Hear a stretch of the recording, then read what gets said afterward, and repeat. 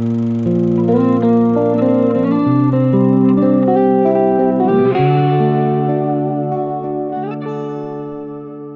everybody, and welcome to episode 65 of Behind the Camera with Andy Games, the podcast where we shine a light on the storytellers, the creatives, and the voices behind the camera.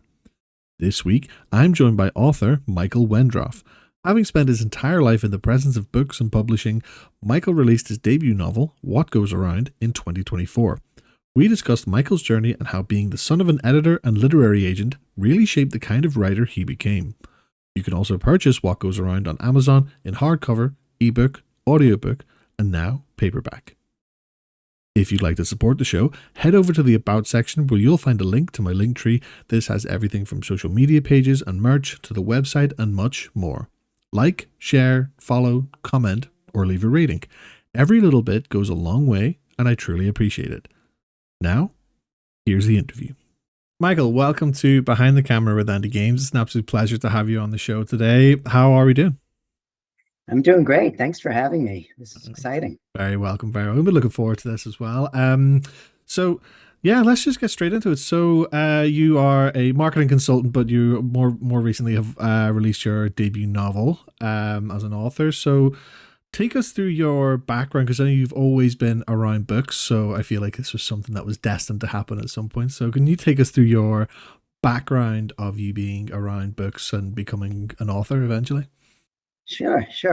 Well, actually, the impetus for my novel is something that my mother said to me the second I was born, or so I'm told. I was put on her chest. She looked deeply into my eyes, and she said, "Oh, how nice to see you again." And it was the again part that always intrigued me. And I always wanted to do something with that.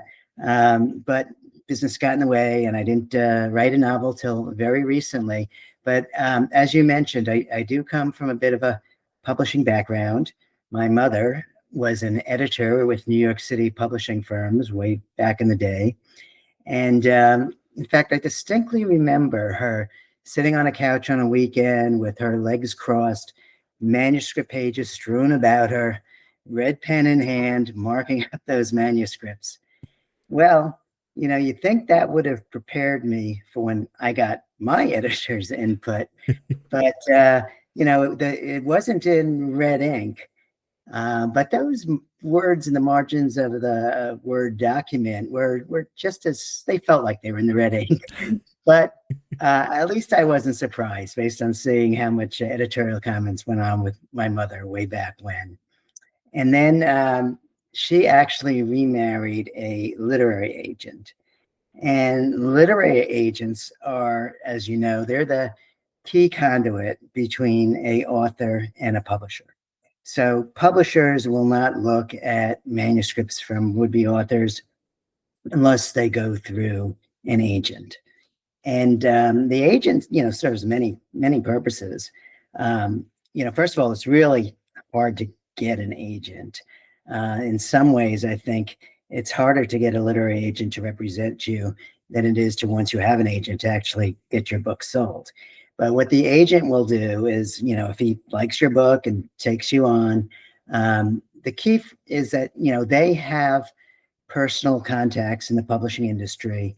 They know the different editors, and they know, for your type of genre, in my case, it's a thriller, they know, which editors at which houses would be most receptive to the type of book you've written. And, a lot of literary agents will also, even before they submit it to publishers, they'll give you advice on changes to make based on their experience. So they're actually, other than yourself, they're actually your first editor. And then, if the agent gets a bite from a publishing house, well, then they'll obviously help negotiate the deal. And then they'll, help with the contracts, do the contracts for you, and then tell you what's good and what's bad about it. And then they'll actually also try and sell additional rights.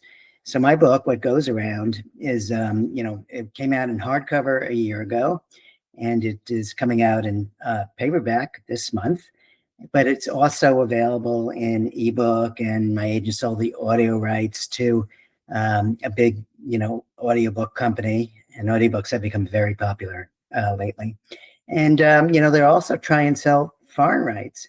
Yeah. For example, um, I was very happy since I vacation now in Italy to see that my agent was able to sell What Goes Around to an Italian publisher in the Italian language. And my agent was able to sell Hungarian rights to my book, which was kind of interesting. This is the version available in the US, UK, and Australia. Um, and also in December, a Japanese version is coming out. So my agent sold those rights. So agents are key. And she had married, yeah, my mother married an agent, as I said, and both of them are no longer with us. But the key with him and me was that he represented a lot of thriller and mystery authors. So I got into that genre. I started reading them. I started to really enjoy them. Books were free, and I kind of learned, through all of that reading and always reading what's on a bestseller list. What really sells, what makes a book sell. Um, I also got to meet a lot of authors, his clients. In fact, one time we vacationed at Robert Ludlum's house in the Caribbean in St. Thomas. Robert Ludlum is the author of, a lot of people know him from the Bourne Identity movies with Matt Damon. So he had many bestsellers.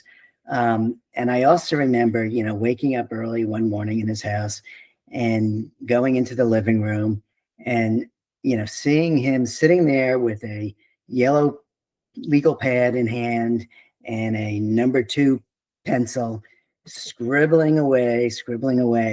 And that is how he wrote his 450-page novels by hand. Oh, wow. And I couldn't believe it. I mean, I like Ludlum's plotting and his prose, but there's no way I could write by hand like he did. I mean, thankfully, when it came time to write What Goes Around, I had a PC to write it on.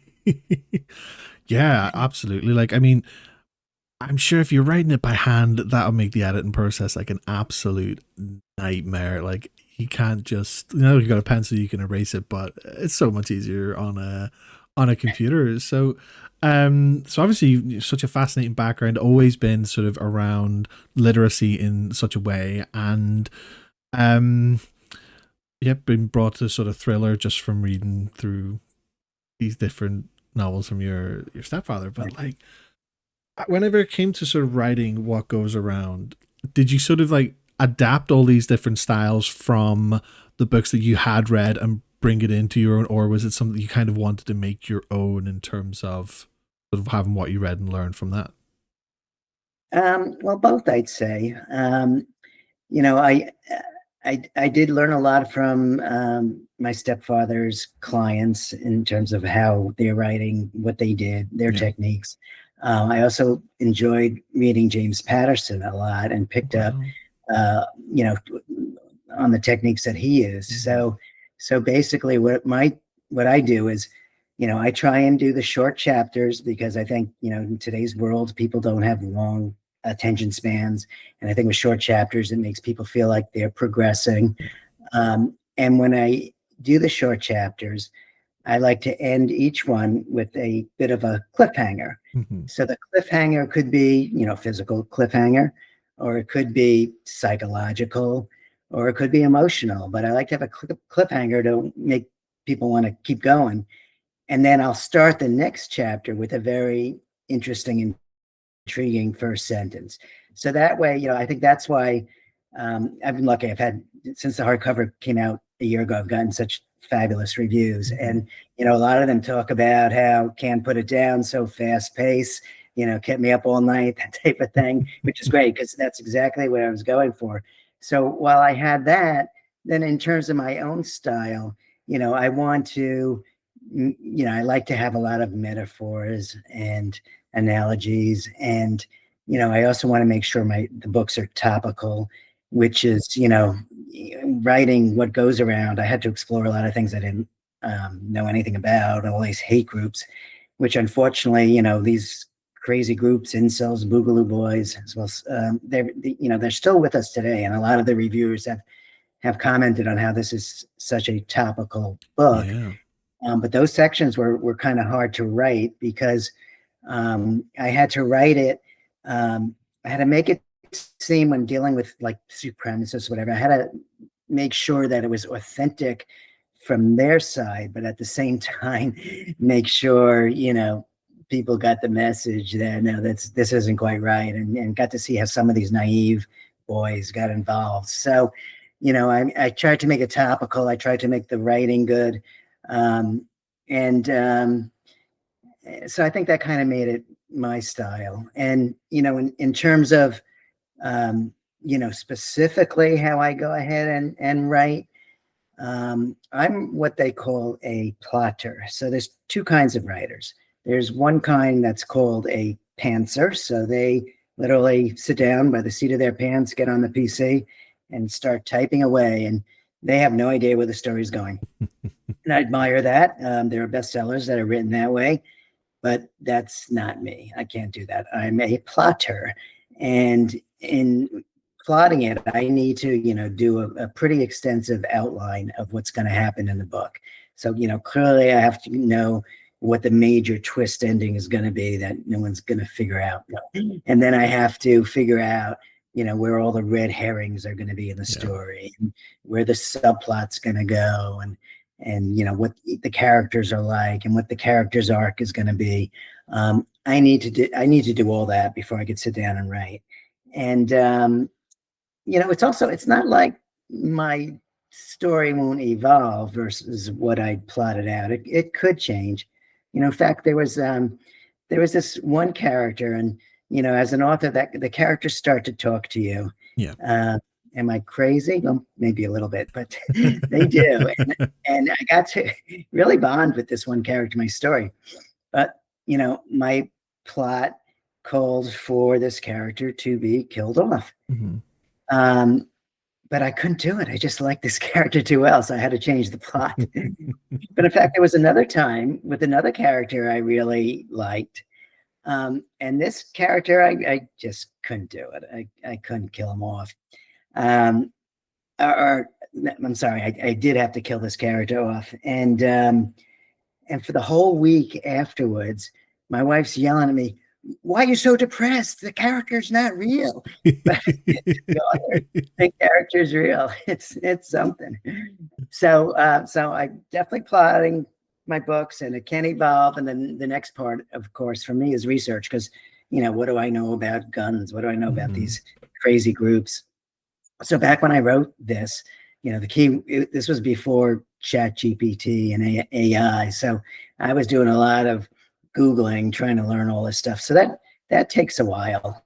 And I'd say, though, that the best kind of research you can do is to really talk to the people who are in the professions that are in your book. So I was lucky. I got to speak to FBI agents. I got to speak to a chief of police. I got to speak to a female detective, which was very important in my story because one of the two detectives is a female. And she gave me, great insights and stories, which a lot of them made it into the book. So, talking to real people who might be the characters in your book is key. Now, I don't think I spoke to any serial killers. Well, suppose, to be fair, you'd never know, would you? You'd never know. There are some walking among us, though. So after the research, which today, now I'm writing my second book, I already have a contract for that. And, there's ChatGPT, and you have to, be careful with using it. But when I use it for research, I find it, a much more streamlined and efficient process. Yeah. So that's good. But after the research comes the actual writing. And for me, I'll sit down, I'll start writing early in the morning. That's when I'm freshest. I like to write then. And, for example, so on day one, I'll just start, scribbling out on my PC the story, just get the story flowing. Don't worry about the words, language, any of that.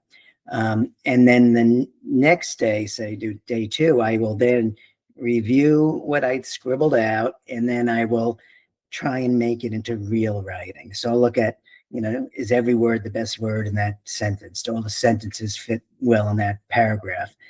add the metaphors, add the analogies, almost in some cases try and make it a little poetic. So then I'll try and make it as the writing as good as it can be, real writing. And then after I've done that, I'll scribble out the next section of the story. Not worry about that.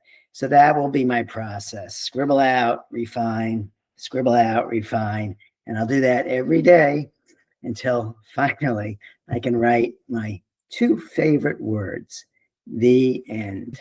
It's incredible. It's actually very interesting when you mentioned about there being two different types of authors, because I've talked to a lot of people before, and I've heard just as many people say they would be the type to, if they get an idea, to just keep writing it on the page. And that's the advice that they've been given from lots of different people. If they get an idea, put it on the page and just keep typing and just let it all flow, versus the authors like yourself, where you have to have your plot lines down to a T, start to finish, and that's the only way that you can sort of write a coherent story that you feel makes sense start to finish. And it is an interesting, both ways of writing to me are incredibly interesting, because I kind of look at it from, say, for example, from if you're just writing words on a page, which again, like you mentioned as well, there are bestsellers who have done that. I almost feel that kind of that kind of spontaneity, I kind of feel leaves you very open to having so many plot holes in your stories, versus if you're doing it start to finish, then I feel like you're kind of safeguarding yourself because you've got this all mapped out. Then it's a matter of just putting the words onto the page within this sort of confined structure that you've created yourself that just fits your story, and there's no deviation. You're right. I mean, I have heard from so many writers that said, "Oh, I got halfway or 3/4 of the way through the book, and it just wasn't working. I didn't know where to go, so they threw it out and had to start over." And for a plotter, there's actually all different kinds of plotters. There's the Jeffrey Deaver and the James Patterson type who they'll do an outline that's 100 pages, which is crazy. I mean, my outline will probably be 20 pages or so, but and I think I think it's better to at least know to some degree where the overall story is going. Yeah. Yeah, I think so as well. So when it comes to writing, then obviously we talked about the plot, and you've got that sort of your outline be about 20 pages, but then on the other side of that, then you have to sort of have your characters and see how they fit into the story and their character development. Now, to me, I would say that that's a whole separate issue in itself. Do you have a sort of preference in terms of what you're writing about, whether it be the story or the characters and how they fit into it? That's an interesting question. And for thrillers and thriller writers, a key objective really is to keep those pages turning, make the book, very suspenseful, and people wondering what's going to happen and concerned about what's going to happen. So that is key in thriller writing. But I also believe that the characters you develop are just as important as the plot moving quickly, because people don't care about the characters, and who cares what happens in the plot to them. So I think you've really got to get your reader into your characters, get your reader, in most cases, to like those characters. So you've got to give them some insights. You got to make sure your characters aren't perfect, because no one is. So they've got to have flaws as you develop your characters. And there's sometimes a debate on within each individual character, does there have to be a character arc, a change in what happens with them? And there's some writers like Lee Child, who's been very, very successful with the Jack Reacher books, and he'll tell you that it doesn't matter. My character's been the same for my last 25 bestsellers. He never changes. But then I think more people will say, yeah, it's good to have a character arc where your character changes. So I've got two key characters in what goes around. I've got the two detectives. One is a big burly guy, kind of like a Jack Reacher type, uses his fists a lot, very physical. And then there's the brainy and beautiful Jill is the counterpart, and they actually start out hating each other based on things that happened in the police academy, and then they're paired together to explore these mysterious shootings going on in this small town, and then that's when they journey and find out about these crazy groups. But their relationship certainly evolves over the book, and both of those characters, Jack starting out very physical, and he evolves definitely over the book, and she evolves in her way too. So I think the difference, maybe if you're writing a standalone book, your characters really should evolve and learn their lessons and change. But if you're writing a series, then maybe not so important. That the people that loved book one of a series and those characters, maybe they want to see them kind of the same as they remembered them. So it's Yeah. interesting.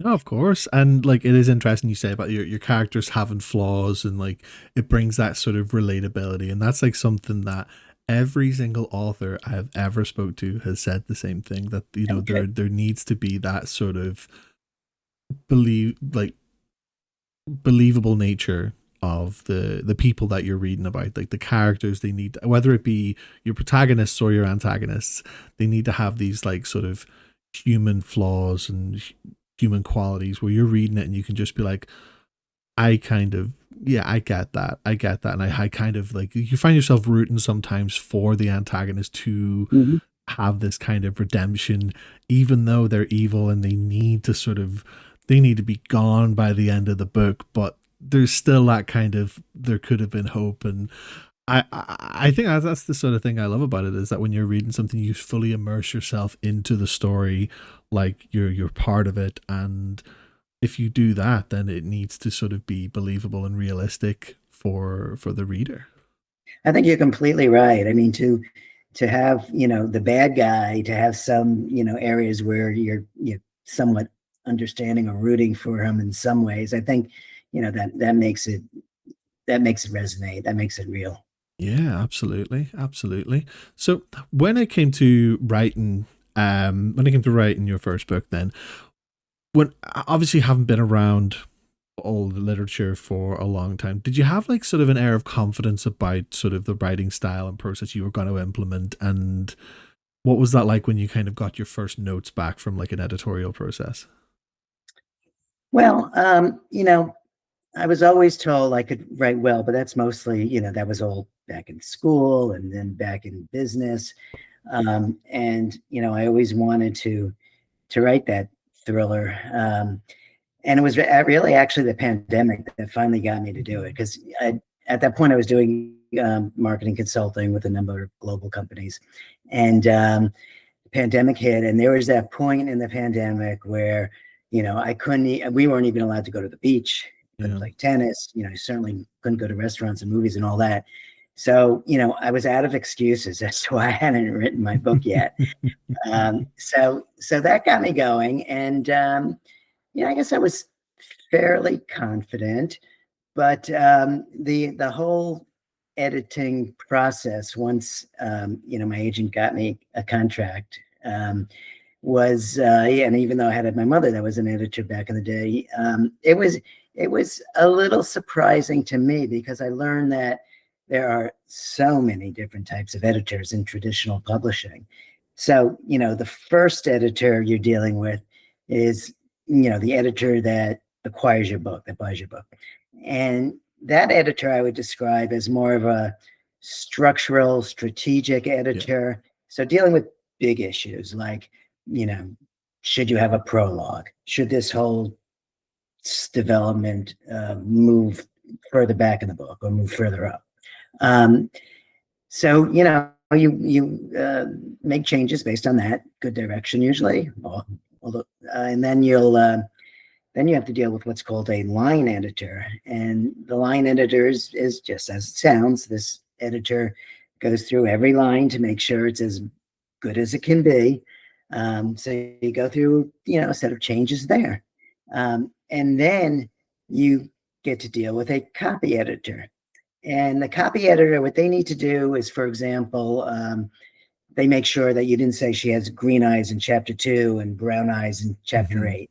And if you're dealing with guns, they'll check out, if what you're saying is accurate, and they'll make sure you're not screwing up your dates, if you have key dates on a timeline. So they do all that. And then after that comes the proofreader, and the proofreaders, always find a bunch of things. It's funny, even when I read now, best-selling published books, I'll still find mistakes. It's incredible because there's so many words. I wrote 90,000 words in my book, so there's bound to be something.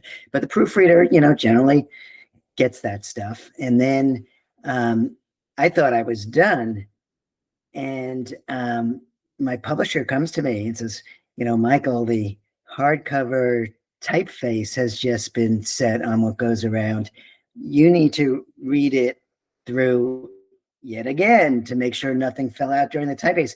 I can't tell you how many times I read my book.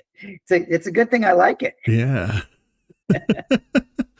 Like, I mean, obviously that process, it has to be worth it going through that, because it's going through the fine tooth comb, making sure that what you're putting out is like the best quality product that you can as a writer. But how exhausting must that all be, especially when you break it down, like you've gone from, like, whether it be a first, second, third draft, and you're happy with what you've written, you think it's like, I am very proud of what I've done, and then you've got like 4 levels of scrutiny to kind of go through before it hits the shelves. Like, was there ever, out of the sort of 4 stages of that, were there any that you just dreaded the most?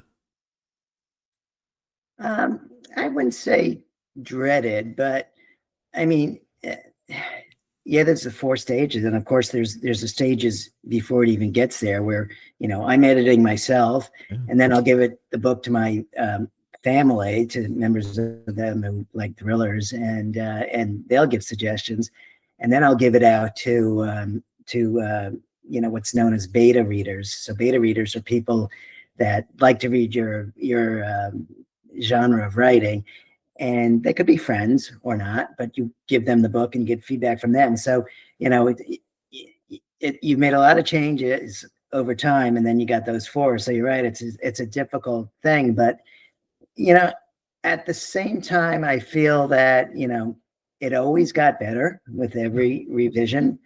And, there comes a point where it's like pencils down. You can't be doing anymore.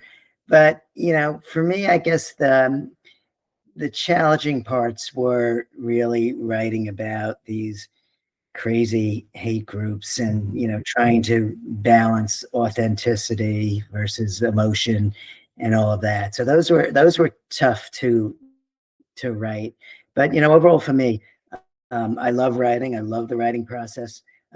That's my favorite of my 3 items of the plotting, researching, and then writing. And the writing, comes easiest. So, as long as I feel it's all going well, I'm good with that. And with my main editor, um, he was great, because you could disagree with a point of view, and he'd listen to the rationale, and sometimes he'd say, yeah, that makes sense, go ahead. Yeah. Or sometimes he'd say, well, because of X, why don't you reconsider that? And I would, and it worked out just fine. It was a good collaboration. That's good. That's of course what you want. And like, do you feel like as a fiction writer, then going through this whole process, that you kind of need to go in with the mindset of compromise? Like, you're going to have to kind of compromise with all these different people who are giving you notes, who have so much experience of so many books that they've done. Like, do you feel like you have to kind of go in with that mindset in order to sort of like help it along a bit? I think you absolutely do. I think you're right. And, I hear stories of, some authors or would-be authors that, if they hire their own editor, or if they get to the process with a traditional company, that they're very belligerent and don't want to make the changes, and that usually doesn't end up well. It's interesting. I went to one thing on book writing, and there was an author there, Sarah Penner. She's had a few books on the New York Times bestseller list, And she was speaking, and she talked about when she had her first book sold. And I think it's uh, Apothecary's Diary, something like that. And she said that, she got a decent amount of money for it. And, she had been so happy she made that sale. And then she gets her editor's, first like 10-page form of general changes. And this isn't even on the specifics. It was just like the storyline. And she said that she cried for like Oh a no. full week. He was on the floor in her bedroom Oh just my crying. God. And she's yelling, "Why the hell did they buy this book if they want so many changes?" Um, but she said she went ahead and made, most of them, and it became a bestseller. So Yeah. I think you have to have the attitude that, you're going to compromise, or you're going to, at least talk it out with your editor. And, editors have a lot of experience with this stuff. So it's probably a good thing to listen to them. Yeah, definitely. Because it's something that I'm always curious about. Like, whenever you're writing something as a fiction writer, you've obviously got this vision of what you want your final product to be. But then you also have the kind of marketing aspect of it, the business side of it. Like, okay, you've got this vision, you've got it all on the page, but is this going to sell? And obviously Mhm. that's where the editors come in, and the publication agencies and stuff like that. But so it's a kind of thing, like, it's not necessarily going to be your full vision that's kind of coming out as the final product, because you kind of have to have that compromise. But would you say that, like, in more cases than not, that kind of works out then for the better in terms of what you envisioned it versus the final product? Oh, 100%. I mean, with what goes around, I mean, the basic story is still the basic Yeah. story. But with their experience and intuition, in some cases, they know what they're doing. They make it right. And they've been helpful in so many ways. Like, for instance, the name "What Goes Around," that wasn't the original name. And they said to me, "Well, your name is okay." It was called The Perennial Plan, but they said it doesn't really, shout out thriller. And based on your storyline, what do you think of the name "What Goes Around"? And once you get into the story, you see why it's Yeah. such a crucial name. And I loved it, right off the bat. And the same thing happened, with the art work for the cover art for the book. And when I was in fully in marketing and advertising. I was used to advertising agencies coming to present me their TV storyboards. And, there'd always be, comments that I would give, and they'd go back and revise it. And, they'd show you like half a dozen storyboards at a time.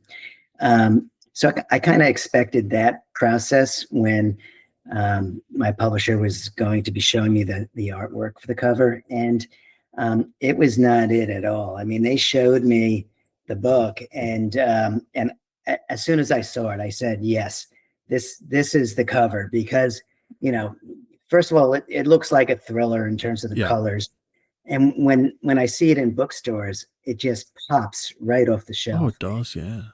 And Yeah. this, and if you get into the storyline, which kind of harkens the twist and harkens back to what my mother said to me when I was born of "good, nice to see you again." There's kind of a circularity in the artwork too, Hmm. which fits perfect with the subtle storyline that's going on besides the main thriller storyline. Yeah, of course. And I think those things are like what's important, whenever you're looking at it from a consumer perspective. You want people to see it on a shelf and be like, oh, that looks interesting, and then look into it and then get more information from it. For And sure. like, because it fascinates me, especially with like fictional writing, because I look at it from a stance of fiction versus nonfiction writing. So when you have somebody who's writing like a memoir or something, I do get curious sometimes about how stringent the editorial process is of that, because obviously for me, now I don't know too much about it, so you can correct me if I'm wrong, but the way I look at it is it comes down to the type of voice that it's written in. So obviously if you're writing in third person fiction, there's almost like a sort of neutral voice because it's a story, it's something that's happening with different people. Whereas if you're reading somebody's memoir or autobiography, you want to be able to sort of hear it in their voice and how they would have said it. So maybe, you're looking at a couple of like grammatical structure, things like that, in terms of like how the book's written versus, but then like with fiction, from in my head, like it would be like you could basically strip down to the bare bones of the plot. Like it feels like there's a lot more sort of scrutiny that goes into that sort of thing. Like in terms of like your knowledge, then what would you know? What would you sort of be able to say about the sort of fiction versus nonfiction from that kind of point of view? Yeah, well, nonfiction, as you said, is a totally different thing, and you do need to. The best nonfiction actually reads like fiction, so you need to Okay. incorporate some of those aspects. But you mentioned, voice and perspective in writing, and that's something you learn, and some perspective stuff changed in what goes around. So what I did in that book is it's mostly third person. So Yeah. I'm telling a story about he did that, he did this. But um, the perspective, the camera lenses of that third person changes depending on who in that chapter is the key character, like who is the character in danger or the character Yeah. causing the danger. So it's told, you know, in some ways that's like a multiple point of view, even though it's third person.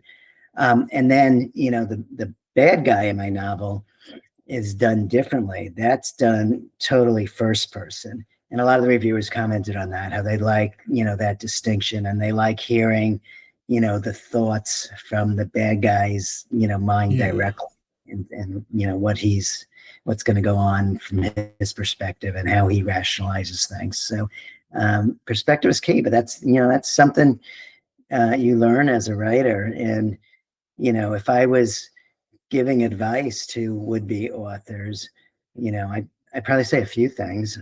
First, I would say, write every day. I mean, for me, if I would go off on vacation for 2 weeks and not write, that would be a disaster. I'd just lose my thread. I'd lose the whole continuity.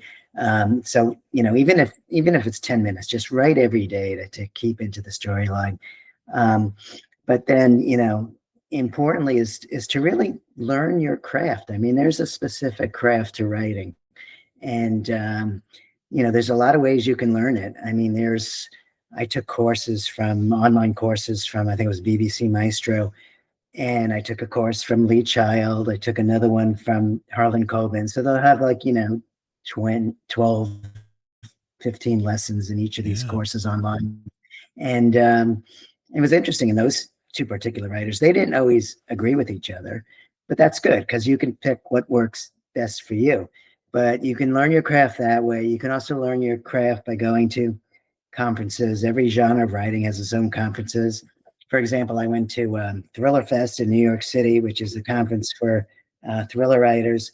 And, at those conferences, there's lots of days of seminars on different aspects on writing, whether it is perspective or, starting a book off or making the middle more exciting. There's all sorts of different courses. So you can do that. If you can have a writers group, that could be good to get, writing, getting points of view on your writing back to you.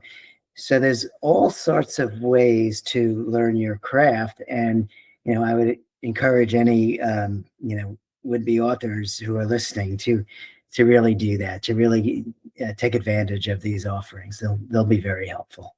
Yeah, absolutely. And it is like such a fascinating thing because, just to throw a cliche out there with art being subjective, you're kind of like when it comes to like writing or creating something, you know, what you think to be the best thing in the world might be the opposite to somebody else, and other people might agree with you and vice versa. Like I kind of feel like that subjectivity is kind of what kind of makes art because it allows kind of people to really explore different perspectives or even change their own perspectives. Like you say, you go to like conventions or something, you're going to have so many people there who are connected by storytelling, by writing, but every single person is also kind of different at the same time in terms of what their viewpoints are of it. And I just think that is like such an incredible thing, and it's something that people can really kind of feed off of and learn from others, even if they might not it might not be to their taste or their style, but it's still something that can be really kind of valuable. And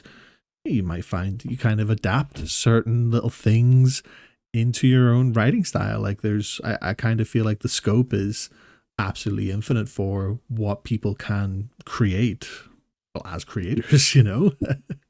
For sure. Absolutely. Yeah. Absolutely. So you mentioned before that, you know, you are in the process of writing your second book. So obviously, you know, you've had your debut novel in What Goes Around. So how would you say then the process for writing your second book has compared to What Goes Around? Um, well, first of all, I would say that, I'm sticking in the same genre. It's a thriller, because I think that's important. I think, readers have to have a certain expectation, certainly the ones that read your prior book. So you're almost like a brand, and you want the consumer to have that same Yeah. type of experience. So it's a thriller, and it actually does feature my two main characters from What Goes Around, the two key detectives. It's kind of a prequel to it. So for me, it is definitely easier this second time around. I just learned so much through the whole publishing process, the editorial process. I know what to expect. I know what editors are looking for in certain areas. I even have the publisher's style guides. I know down to the little details. I know what to do to save on that copy editing and proofreading. Mm, And so I know what works for me too, and I know that the readers of What Goes Around have really enjoyed that. So I'm gonna keep the same style, but I'll bet it takes me half the time to write it than it yeah. did the first one. Of course. And like now that like would you say that like this is like becoming like a series in terms of what you're writing, or does it like open the door to like maybe even future books of the sort of same series, or would it be sort of like a kind of open-ended thing where it's just different books, different plot lines, but it all features the same kind of character, you know, like a sort of James Bond type thing where they're not really interconnected apart from the characters? Great question, and the answer is I'm not sure yet. So maybe it'll be a series with the same characters, but I'll see how I feel, after finishing the second book and see how the characters feel about me. So, But it's, you know, it's interesting because it like reminds me of something that you said earlier on about, you know, becoming attached to the characters. And I kind of feel like, you know, when you bring your characters back like that, you know, it must be like from the writing perspective, it must be kind of like comforting almost to kind of bring these characters back to like where you had all this sort of experience where you were kind of mapping out this whole big plot line that was significant to their lives, you know, creating their lives and how it's that defines so many things, and now you're kind of bringing them back. And even as a prequel, you're now kind of like exploring more of the same people. Like there has to be mhm. something really comforting about that. Like I kind of find it like even from just like from our conversation, it sounds comforting to me. No, you're right. Absolutely, it is. So, well, we shall see. Yeah, absolutely. So, and you mentioned at the very beginning of our chat now that, you know, when you were born, your mother said to you, "It's nice to see you again." And did your mother ever give you any context behind that? Yeah, she felt that we were together in a prior life. Oh. So, do I believe that? I'm not sure. But I'm keeping an open mind, Hmm. and it would be nice to know that, you'll be with someone you love again in another lifetime. And, while my book is a thriller, a fast page turning thriller. Um, it's also at its essence about love and loss and the really the unbreakable bonds that transcend time. So open minded, not sure if what she said was accurate. I hope so, and it certainly does play into what a lot of reviewers have said is a really original, surprising twist ending. That's very, very beautiful sentiment. And on that, Michael, it's been an absolute pleasure having you on Behind the Camera with Andy Games. Thank you so much for your time. I would Thank just you. like to give you the floor just to kind of promote your works and what's upcoming for you, just for the listeners. Yeah, sure. Thank you. And this has been a ton of fun.